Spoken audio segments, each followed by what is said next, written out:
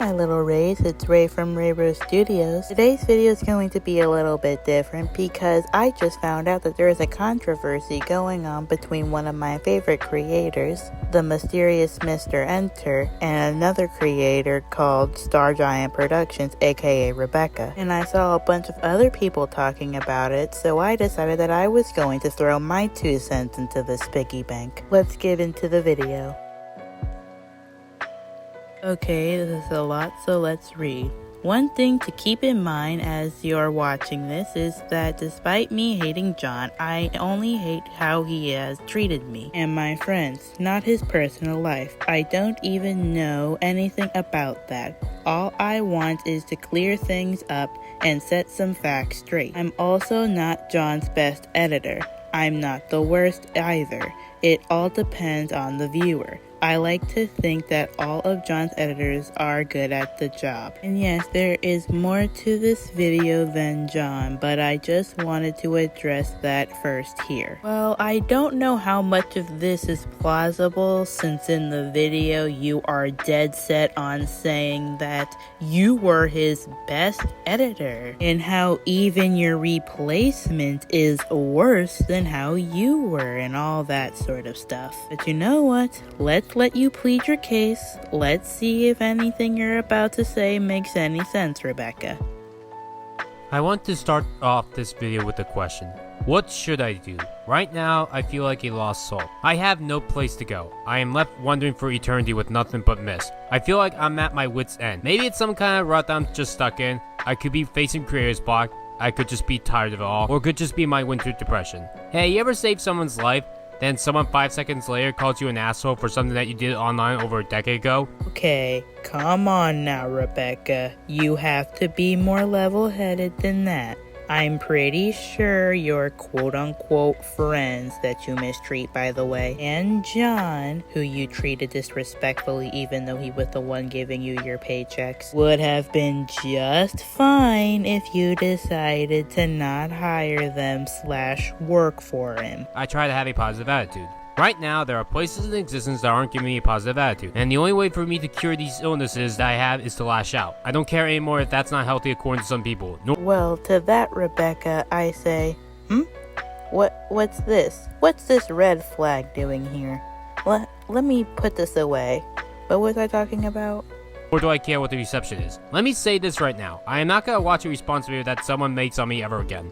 I don't care if you think that means that I can't take criticism, because I can and I always will. Yes, that's what I'm talking about. Anyways, Rebecca, what is this red flag doing here? And is it just me or did it get bigger? And yet, none of that is what you can't make me do. The 2 actual things that you cannot force me to do are to admit that I'm wrong, and you cannot force me to like something. That is it. Rebecca, please stop talking. This red flag's gonna take up my entire screen if you keep going. The John that I get to do is point out that he's a liar. And for this video, I'm going to have to go over each and every single point that John has made on this awful video about me. Now, obviously, not every single point that John said is a lie, but there are definitely lies out there.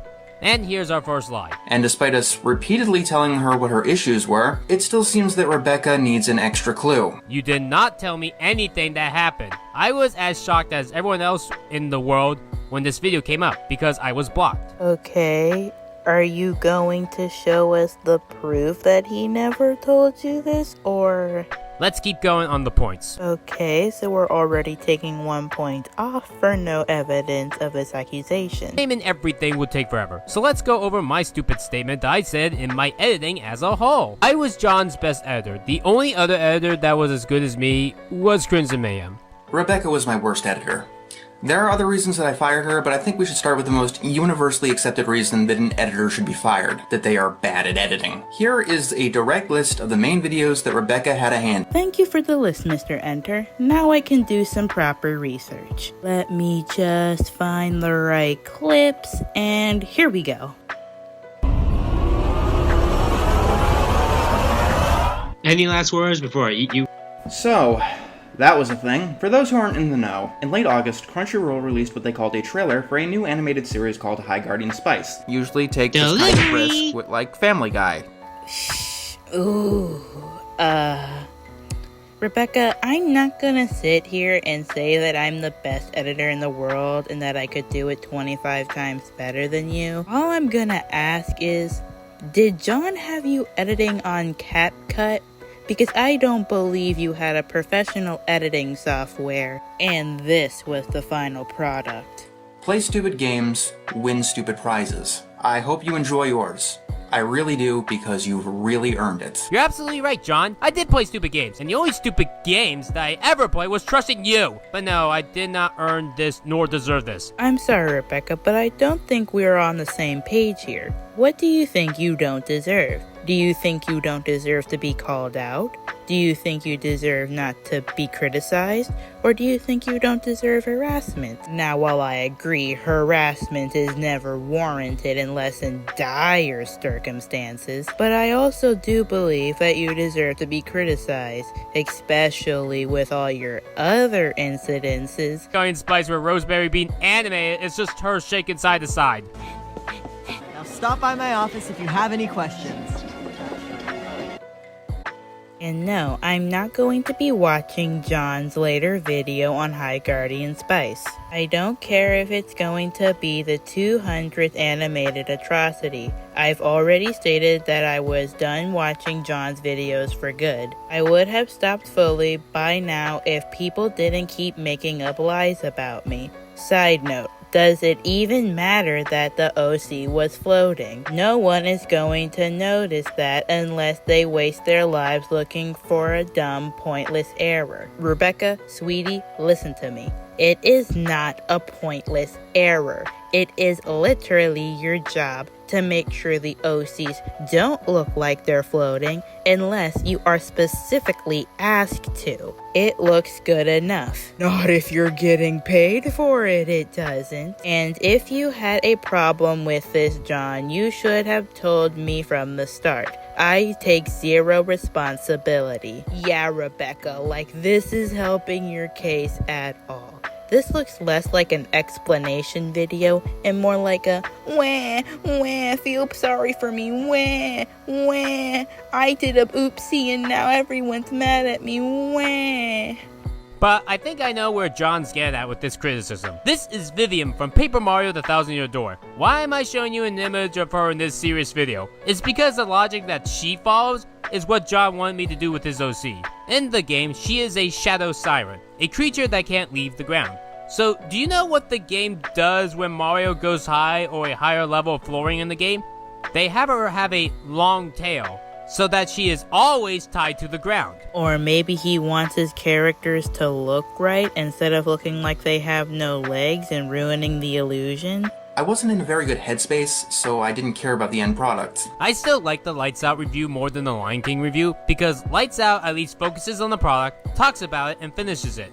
Meanwhile, the Lion King goes off topic, doesn't get finished, and has sketches. We all heard that, right? We all just heard the queen of tangents complain about him, Mr. Enter, going off on unhinged tangents. Okay, Rebecca, yeah, let's get on John for going on unhinged tangents. Let's completely ignore that the reason this video is 3 hours long is because you constantly in this video go on tangents that last from 15 to 20 minutes. Yeah, let's get on John for spending time talking about useless stuff in his videos when you couldn't keep track on the topic of your video even if your flipping life was on the line. Remember, this is an explanation, not an excuse. I had no excuse. The only reason that I let Rebecca edit for me is because I was a moron.